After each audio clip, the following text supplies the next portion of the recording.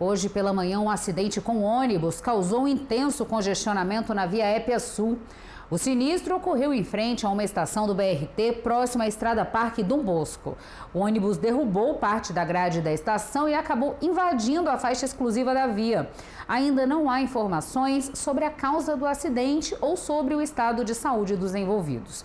E na madrugada de hoje, um capotamento deixou 2 mulheres feridas também na via Épia Sul, sentido Planaltina.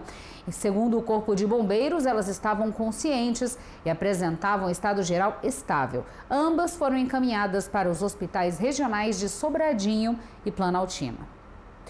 Um tema polêmico voltou a movimentar o Congresso nessa semana. A proposta de anistia ligada ao ex-presidente Jair Bolsonaro promete acirrar os debates entre governo e oposição. O debate sobre o projeto de lei que concede anistia ao ex-presidente Jair Bolsonaro deve ganhar novo fôlego no Congresso nesta semana. O movimento ocorre em meio à pressão da oposição. Partidos como PL, União Brasil e Progressistas defendem que a proposta entre na pauta já nesta semana. O líder do PL na Câmara, deputado Sóstenes Cavalcante, espera que a urgência e também o mérito possam ser votados ainda nos próximos dias. No entanto, a tramitação enfrenta resistências. O presidente da Câmara, Hugo Mota, adota cautela, enquanto o Supremo e setores do Executivo alertam para os riscos de uma anistia ampla. No Senado, uma versão mais restrita do texto tem avançado, mas encontra forte oposição da base bolsonarista, que exige a inclusão direta do nome de Bolsonaro. A condenação no STF também impacta os bastidores políticos. Tarcísio, apontado como possível herdeiro político do bolsonarismo, reforçou que considera a sentença desproporcional e defendeu também a pacificação do país por meio da anistia. Já parlamentares da oposição argumentam que anistiar os condenados enfraqueceria a democracia e poderia abrir caminho para novos ataques às instituições. A discussão sobre a anistia deve ser um dos principais temas da reunião de líderes desta semana no Congresso. E essa discussão promete render nos próximos dias, já que o tema segue sendo o centro das articulações políticas e deve marcar o ritmo dos trabalhos no Congresso. No Itapuã, medidas preventivas já estão em andamento para reduzir os impactos do período chuvoso e garantir mais segurança para quem vive na região. No Itapuã, o governo do Distrito Federal deu início aos trabalhos preventivos para o período chuvoso. Por meio da administração regional e da Secretaria de Agricultura, Abastecimento e Desenvolvimento Rural, estão sendo feitos serviços de manutenção de bolsões para a contenção de águas das chuvas nas entradas vicinais que dão acesso ao núcleo rural do Capão da Erva e do Beraca. A região já conta com 27 bolsões que receberam os serviços de limpeza e manutenção. Além disso, foram abertos outros 14 em pontos estratégicos. A expectativa é que as 41 estruturas evitem ocorrências de enxurradas e alagamentos nas regiões quando começar o período chuvoso. A fim de melhorar o fluxo pluvial nas vias, também foi executado um acabamento do tipo peito de pombo, nome popular utilizado para se referir ao sistema de lombadas instaladas na transversal para desviar o fluxo de água das vias vicinais para os bolsões. Segundo a administração regional, foram construídos 16 peitos de pombo e recuperados mais de 17 quilômetros das estradas rurais. Com essas ações, a expectativa é de que a comunidade enfrente a chegada das chuvas com mais tranquilidade e proteção. E agora o nosso giro pelo Brasil para conferir os destaques nacionais desta segunda-feira. Em artigo publicado ontem no jornal americano The New York Times, o presidente Lula enviou uma mensagem ao presidente dos Estados Unidos, Donald Trump, afirmando que o Brasil está disposto a negociar, mas que a soberania e a democracia são inegociáveis ao país. Lula se prepara para ir a Nova York para sua terceira participação na Assembleia Geral da Organização das Nações Unidas no atual mandato. Previsto para a semana que vem, o evento é tratado como uma das prioridades do chefe do Executivo em sua agenda internacional. A ministra da Gestão e da Inovação em Serviços Públicos, Esther Dweck, revelou que até o fim do terceiro mandato do presidente Lula, o governo federal vai contratar mais de 20 mil servidores e garantiu que a reforma administrativa já está em curso. O número é maior que os 18 mil previstos por ela quando assumiu a pasta. Para a ministra, uma PEC ampla com o fim dos supersalários avançará se houver acordo institucional entre os 3 poderes no país. país.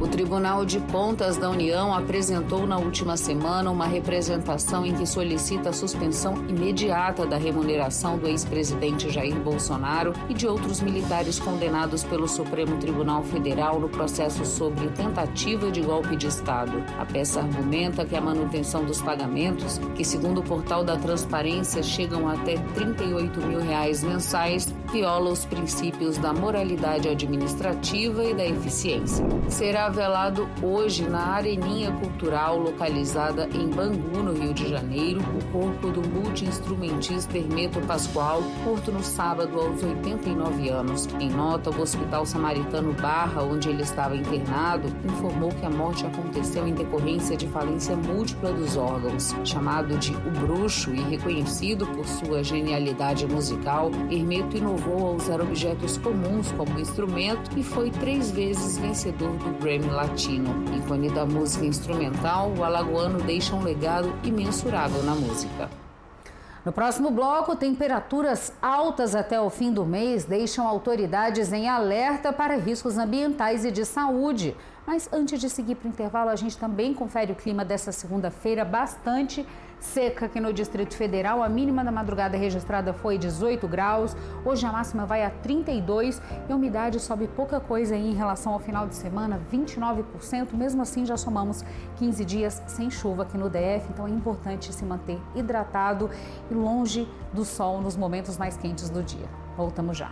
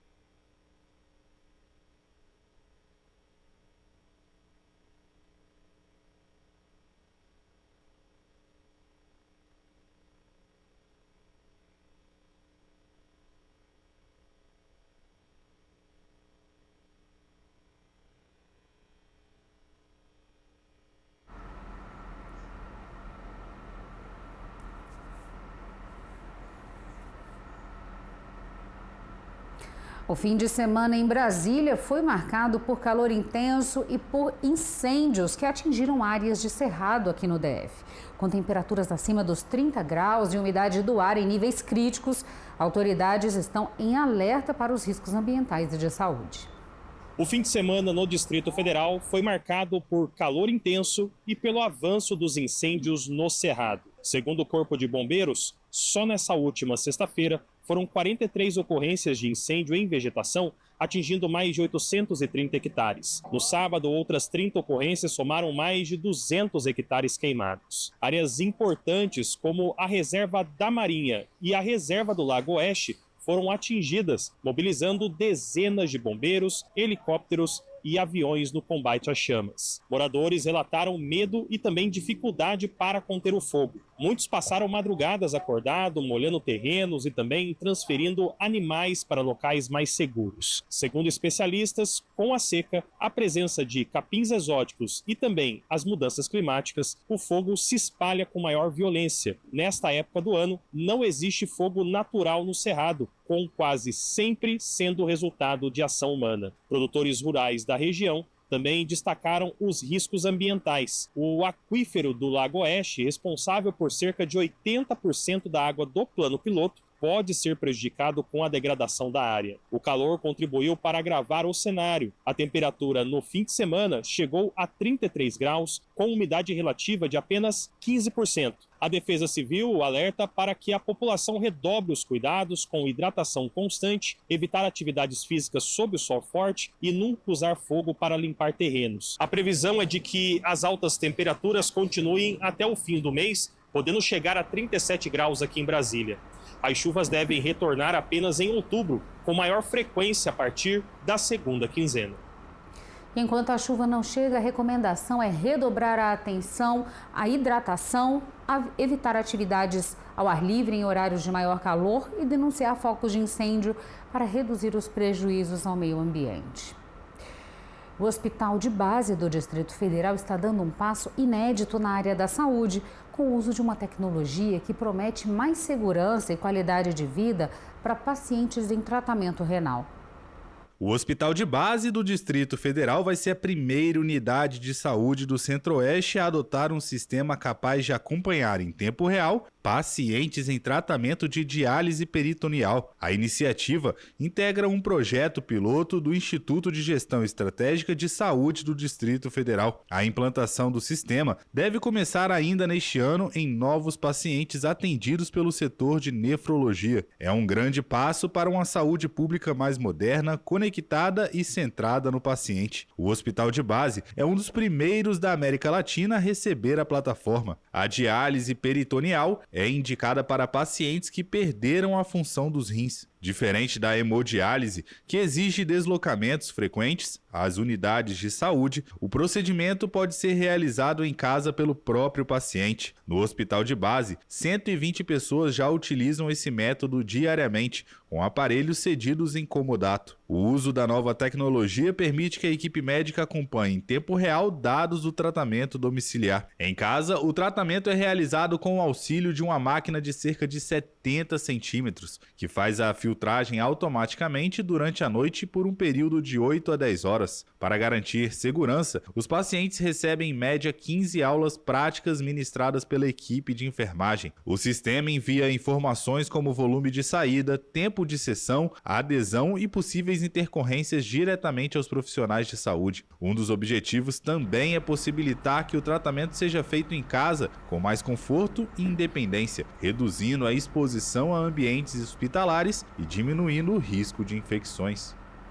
Uma iniciativa que mostra como a tecnologia pode ser aliada da saúde pública, trazendo mais conforto aos pacientes e facilitando o trabalho das equipes médicas. E a gente confere agora outros destaques aqui da capital federal nesta segunda-feira. Na manhã de ontem, um incêndio de grandes proporções atingiu a vegetação do Lago Oeste em Sobradinho. Segundo o Corpo de Bombeiros, os focos de incêndio que estavam próximos das casas e que assustaram os moradores da região foram extintos. A causa do incêndio não foi informada e até o momento não foi possível estimar a área total queimada. Foi preso em flagrante no sábado o homem que agrediu o filho em apartamento na região da Asa Norte. Moradores ouviram uma mulher gritar por socorro e acionaram a polícia. O adolescente foi encontrado com diversos ferimentos pelo corpo. Testemunhas relataram que o pai espancou o menino e fugiu do local. Após ser localizado, o homem foi conduzido à delegacia. Ontem, a base aérea de Brasília recebeu a população para o tradicional evento Portões Abertos. Com entrada gratuita, milhares de pessoas aproveitaram o dia para conhecer de perto aeronaves, conferir exposições e acompanhar apresentações aéreas. O destaque foi o desenho da catedral no céu da capital, feito pelos pilotos da Esquadrilha de Fumaça durante a apresentação. Autoridades, amigos e familiares dos noivos marcaram presença na terceira edição desse ano do casamento comunitário. 100 casais formalizaram a união no entardecer de ontem na Orla da Concha Acústica, com o tema Primavera do Amor. As inscrições para a quarta e última edição do ano já podem ser feitas de segunda a sexta-feira. As vagas são limitadas e preenchidas por ordem de inscrição mediante análise e aprovação da documentação. A celebração será em 7 de dezembro. No próximo bloco tem Brenner Vasconcelos vindo aí com as atualizações do mundo esportivo. Mas antes de seguir para o intervalo, a gente dá uma olhada lá fora no trânsito desta segunda-feira. Na tela temos aí a Via Épia, na altura onde foi o acidente com o ônibus hoje pela manhã, já com fluxo normalizado e tudo certo aí na região da Épia. Voltamos já.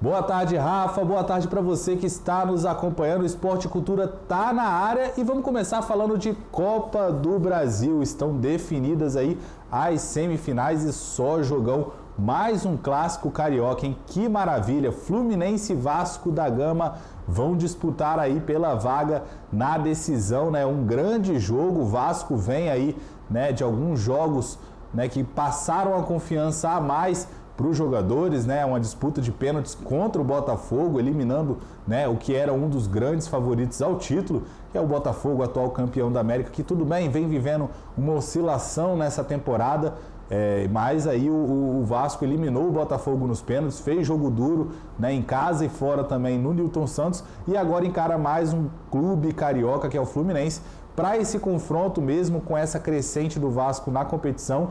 Eu particularmente acho que o Fluminense tem uma leve vantagem, né? O Renato Gaúcho é um técnico muito copeiro, ele sabe, né, como fazer, dar ao time esse ânimo para esses jogos decisivos de Copa, ele sabe portar o time realmente em campo e também conseguir a classificação. Normalmente os times do Renato Gaúcho dão muito trabalho, né, na Copa do Brasil, na Libertadores, e aí o Fluminense vem muito forte, assim como vem forte também na Sul-Americana, que tem Sul-Americana essa semana, e aí com certeza o Renato Gaúcho deve aprontar nas duas competições. Copa do Brasil só volta em dezembro, mas volta aí com 2 confrontos gigantes também, e aí o outro Corinthians e Cruzeiro também, outro jogão para a gente poder acompanhar nessa semifinal da Copa do Brasil.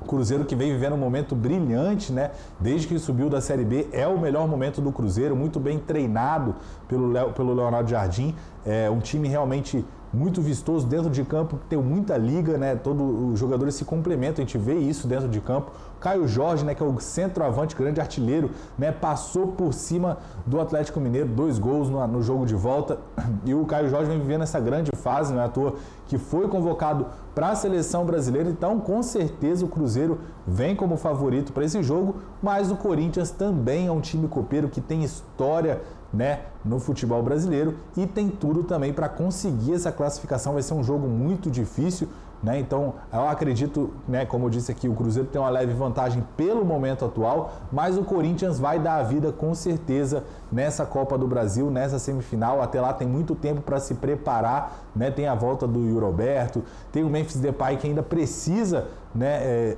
estar melhor fisicamente. A gente tem visto nos últimos jogos o Memphis Depay um pouco abaixo, mas aí acredito que até o final do ano, com certeza, né, os jogadores do Corinthians vão estar na ponta dos cascos, né? Tem a nova promessa, o Guinegão, que com certeza vai também dar muito trabalho, né, nessa Copa do Brasil e no Brasileirão também, ajudando o Corinthians a subir ainda mais na tabela. E falando em Brasileirão, vamos já colocar aqui a tabela do Brasileirão, porque tivemos rodada nesse final de semana, e aí o nosso famoso G4 e o Z4 aí, formado por Flamengo, Palmeiras, né? E olha o Mirassol aí, Cruzeiro acabou caindo, Palmeiras subindo, Palmeiras vivendo uma grandíssima fase. Eu já tinha falado aqui em outras vezes no Esporte Cultura que o time do Abel Ferreira no segundo turno costuma dar muito trabalho, e não é à toa que vem fazendo agora vem apresentando um futebol muito bom, né? O Abel Ferreira conseguiu recuperar peças importantes desse time que não estavam conseguindo jogar. É o caso do próprio Vitor Roque, que vem jogando muita bola, né? Fez um hat-trick no último jogo, então com certeza é um jogador para ficar aí na memória do torcedor, porque vai com certeza ter muitas vitórias também aí pelo time do Palmeiras. O Vitor Roque vem fazendo um grandíssimo campeonato brasileiro. O segundo turno, né? O primeiro turno ele oscilou bastante, demorou a sair o primeiro gol, faltou confiança, mas ele conseguiu de fato aí, né, recuperar o seu futebol e vem mostrando, né, dentro de campo que é um jogador decisivo que pode ajudar muito o Palmeiras que segue agora na cola do Flamengo, que mais uma vez venceu, com mais uma vez gol do Arrascaeta. O Arrascaeta, vice-artilheiro do Campeonato Brasileiro, vem vivendo uma das suas melhores temporadas em questão de número pelo Flamengo, realmente uma temporada brilhante. Então aí o Arrascaeta vivendo uma grande fase, assim como o time do Flamengo num todo, muito bem treinado pelo Felipe Luiz, fazendo mais uma vez história no Campeonato Brasileiro e segue como líder isolado. E a grande surpresa do G4 é justamente a entrada do Mirassol, né? O Bahia acabou dando mole e o Mirassol, né, entrou aí para o G4, né, com a vitória, e o Mirassol merece demais, né? Realmente a surpresa do Campeonato Brasileiro é o Mirassol. Que gestão, que comissão técnica, jogadores também, né? Tudo deu liga no time, tudo deu certo. Vem fazendo um Campeonato Brasileiro para entrar para a história do clube. É a primeira vez do Mirassol na elite do futebol brasileiro e muita gente nem acreditava, né? Muita gente nem queria que o Mirassol subisse. Ano passado, né, conseguiu a vaga nas últimas rodadas para a Série A. Muita gente não gostou, né, porque o Mirassol não tinha tradição para estar na primeira divisão e vem mostrando que não só não tem tradição, mas vai construir tradição e tem uma gerência muito perfeita, vem sendo muito perfeita por parte da diretoria, né? A comissão técnica fazendo realmente esse elenco da liga e jogar demais no Campeonato Brasileiro, venceu de times muito bons no Campeonato Brasileiro e segue fazendo história na 4ª posição. Com certeza o Mirassol vai continuar dando muito trabalho nesse Brasileirão e se pegar a Libertadores vai ser algo realmente histórico e eu acho que é praticamente certo a ida do Mirassol para a Libertadores do ano que vem, viu? Tem que bater palma realmente pro time. Já no Z4 a gente permanece com o mesmo Z4, que não mudou, né? O Sport, Fortaleza, Juventude e o Vitória tentando aí realmente sair da zona de rebaixamento. O Sport e Fortaleza, né, praticamente rebaixados, porque é uma situação muito difícil. Fortaleza ainda tem jogos importantes pela frente, né, e muito complicados, mas realmente é uma situação desfavorável para os dois times. O Fortaleza é a surpresa negativa para mim, né? Se tem o Mirassol que foi a surpresa positiva, o Fortaleza é a surpresa negativa, porque vinha fazendo anos espetaculares com o Vojvoda, um trabalho espetacular, por mais que não tivesse vencido, né, na última temporada a Sul-Americana, perdeu na final, mas vinha construindo uma história bonita o Fortaleza, né? E é até estranho a gente ver o Fortaleza, né, comparado com os últimos anos, na zona de rebaixamento. Então, muito triste. Torço para que o Fortaleza saia dessa situação e não caia para a 2ª divisão, né? O Santos de Neymar e o Vasco da Gama também, né, seguem ali beirando a zona do rebaixamento e tentando ali realmente sair de perto dessa zona do rebaixamento. São dois times que a gente tem que ficar de olho também. E agora vamos falar de Libertadores, porque essa semana tem Liberta, a Liberta está de volta e aí a gente vai ter 3 times brasileiros aí atuando nessas quartas de final da Libertadores da América, né? E os 3 jogos são na quinta-feira, tá? O primeiro jogo às 7h30 é São Paulo e LDU, né? O São Paulo vai lá para a altitude, primeiro jogo fora de casa, mas eu prefiro, assim, já falei aqui outras vezes, né? O primeiro jogo para mim tem que ser fora de casa mesmo, que o São Paulo consiga, né, uma vitória ali de 1-0 e consiga carregar esse jogo para casa, para o Morumbi, com a força da sua torcida, com a força do seu time também. O São Paulo tem um bom elenco, né? Venceu agora no Campeonato Brasileiro, então tem tudo para conseguir conquistar, né, uma grande vitória fora de casa e jogar com o regulamento, né, debaixo do braço no jogo de volta lá no Morumbi.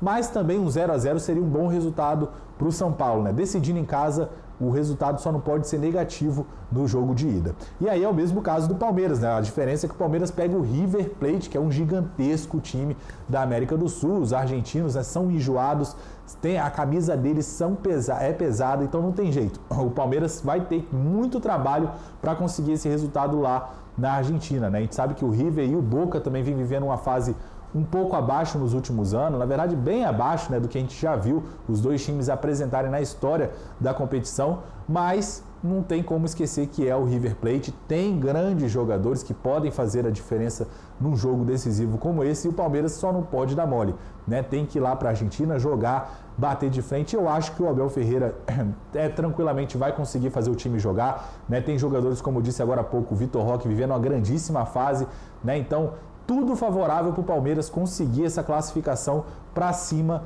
do River Plate. E aí tem o Flamengo também, que joga no mesmo horário que o Palmeiras, às 9h30 da noite, pegando o Estudiantes. Para mim, um jogo tranquilo para o Flamengo. O Flamengo tem obrigação aí de conseguir o resultado já no primeiro jogo, já que vai ser lá no Maracanã, a torcida promete festa, Maracanã provavelmente vai estar lotado, e o Flamengo tem que conseguir esse resultado já no primeiro jogo, para no jogo de volta conseguir a classificação de forma mais tranquila. Como eu disse, acho que o Flamengo tem esse favoritismo muito acima. Então acho que o Flamengo tem quase que uma obrigação de vencer muito bem o primeiro jogo dentro de casa e fora de casa também conseguir o resultado, mas eu particularmente acho que o Estudiantes não vai ser uma surpresa nessa Libertadores, não vai surpreender o Flamengo. Eu acho muito difícil. O Flamengo está com um time muito bem treinado, né? Uma defesa muito sólida, um time realmente que oferece muito perigo o tempo todo, e ainda mais o Estudiantes, que provavelmente vai ter que ir para cima, né? Não acredito que o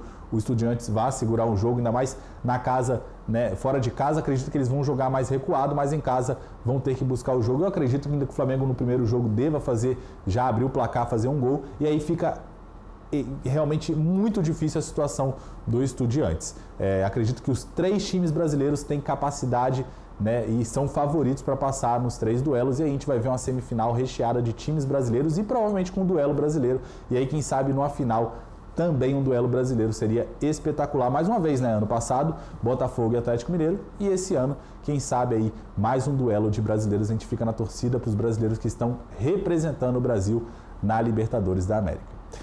E o Esporte Cultura fica por aqui. A gente volta na próxima quinta-feira com muito mais informações e atualizações esportivas para vocês. Até lá!